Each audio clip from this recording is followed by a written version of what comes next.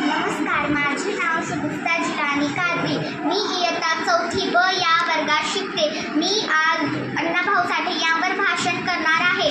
समाजात जगण्यासाठी दिले ज्यांनी अभिमानाचे स्थान, साहित्य आणि लोककलेतून केला समाजाचा पुनर्निर्माण. शब्दांची खाण, महाराष्ट्राची शान, बहुजनांची आन. अण्णाभाऊंची लेखणी आहे जगात देखणी.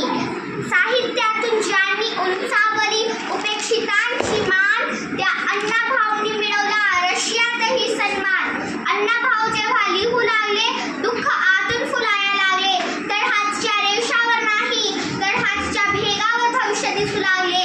सन्मान्य, व्यासपीठ, वंदनीय गुरुजन व माझ्या मित्रमैत्रिणींनो, सर्वांना माझा नमस्कार.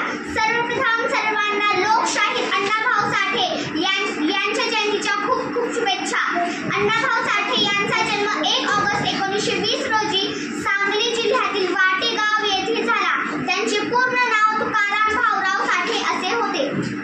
त्यांच्या आईचे नाव वालुबाई होते. त्यांना गरिबी व भेदभावामुळे शिक्षण घेता आले नाही. त्यांना